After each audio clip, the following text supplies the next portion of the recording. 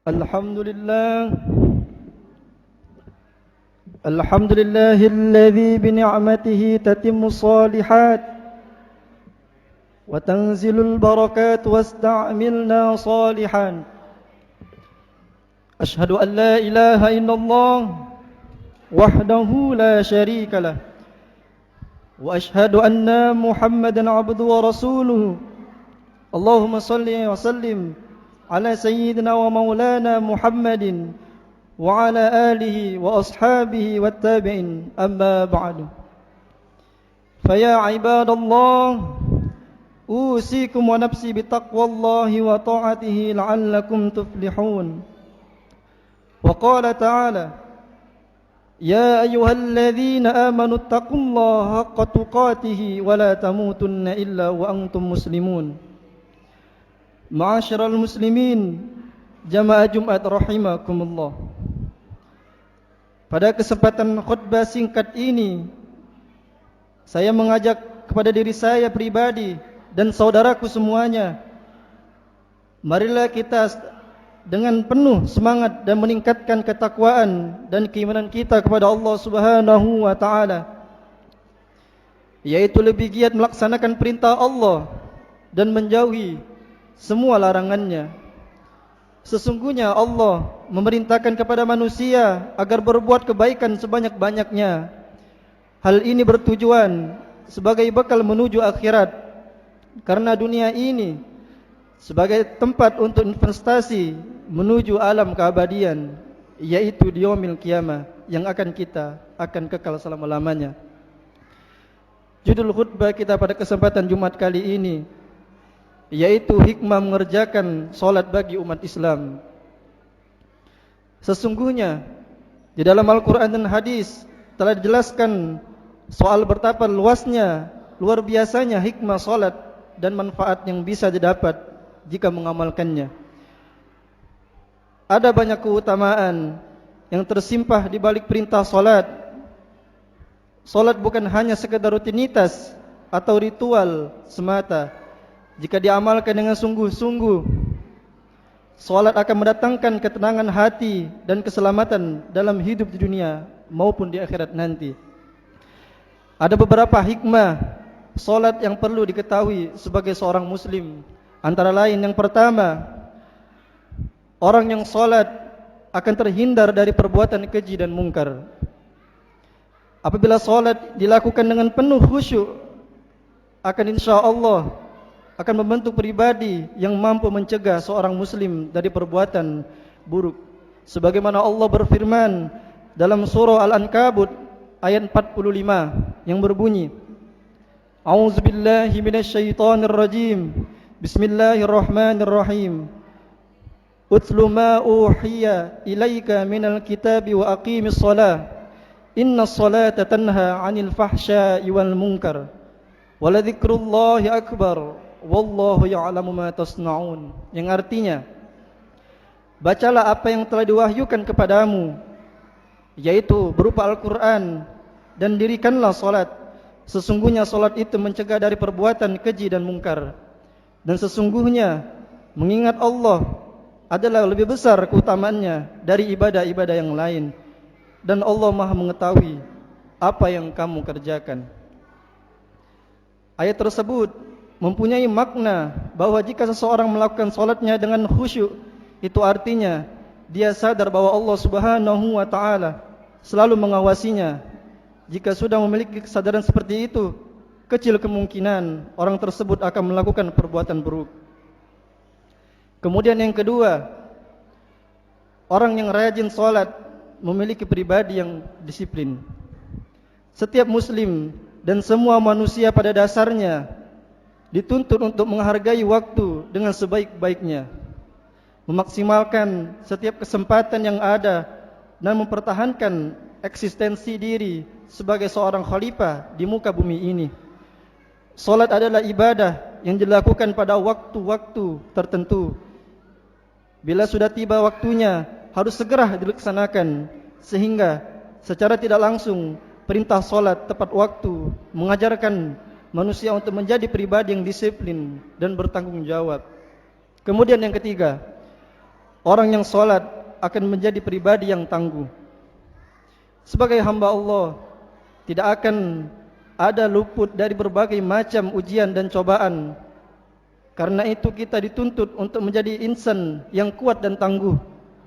Salat dapat melatih diri untuk menjadi pribadi yang tangguh dan tidak cengeng ketika menghadapi masalah. Dan ini adalah sesuai dengan perintah Allah Subhanahu wa taala dalam Al-Qur'an surah Al-Ma'arij ayat 19 hingga 23 yang berbunyi, A'udzubillahi minasyaitonirrajim. Bismillahirrahmanirrahim.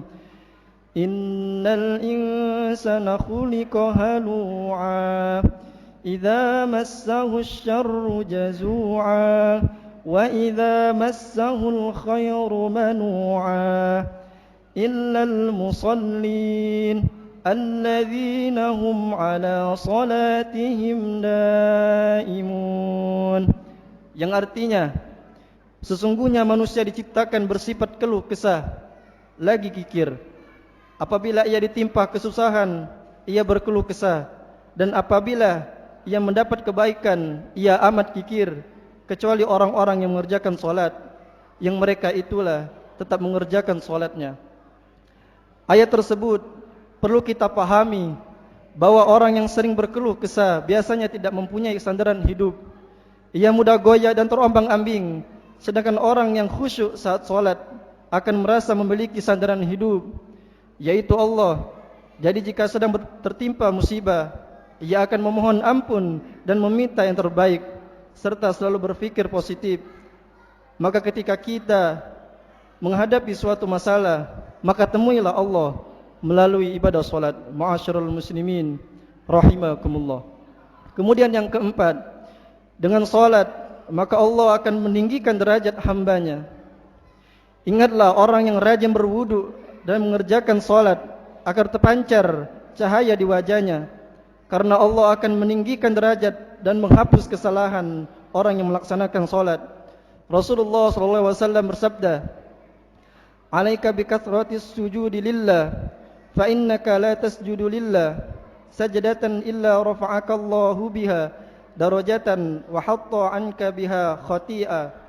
Yang artinya, hendaklah engkau memperbanyak sujud kepada Allah, karena tidaklah engkau memperbanyak sujud kepada Allah, melainkan Allah akan meninggikan derajatmu dan menghapuskan dosamu.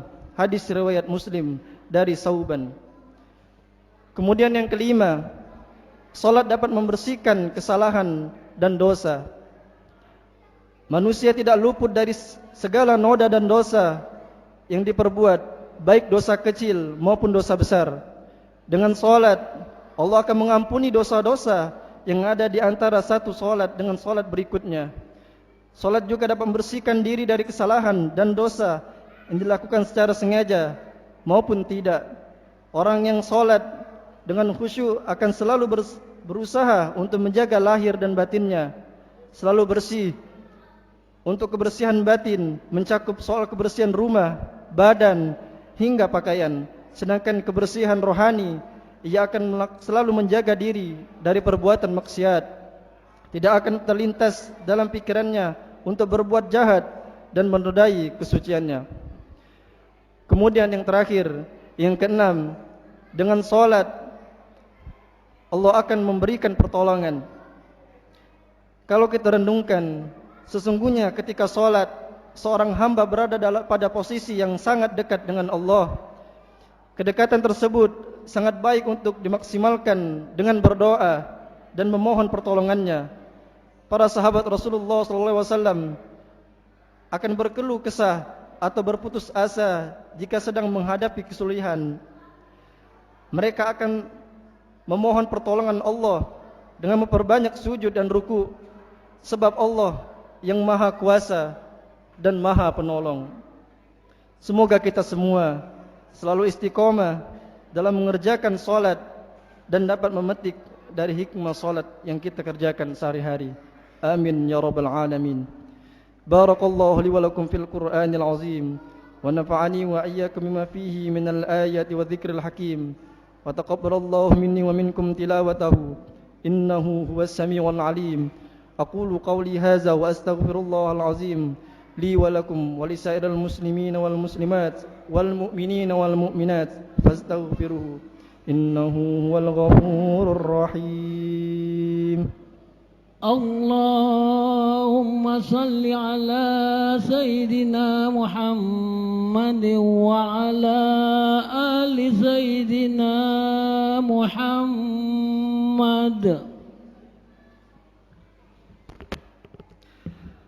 Alhamdulillah wa kafa wa usalli wa usallimu ala sayyidina Muhammadil Mustafa wa ala alihi wa ashabihi ahlil wafa.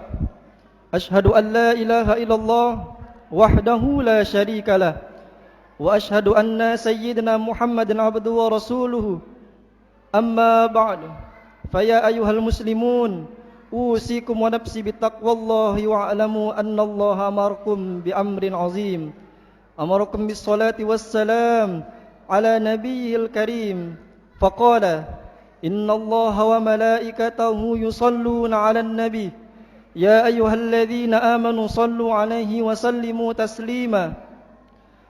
Allahumma salli ala sayyidina Muhammadin wa ala ali sayyidina Muhammadin kama sallaita ala sayyidina Ibrahim wa ala ali sayyidina Ibrahim wa barik ala sayyidina Muhammad wa ala ali sayyidina Muhammad kama barakta ala sayyidina Ibrahim wa ala ali sayyidina Ibrahim fil alamin innaka Hamidum Majid. Allahumma ighfir lil muslimina wal muslimat wal mu'minina wal mu'minat al ahya'i minhum wal amwat. Allahumma dfa' 'anna al bala' wal ghala' wal waba' wal fahsya' wal munkari wal bagh was suyuf al mukhtalifa was shada'id wal mihan ma dhahara wa minha wa ma batan min baladina hadha khassah wa min buldanil muslimin amma innaka ala kulli syai'in qadir.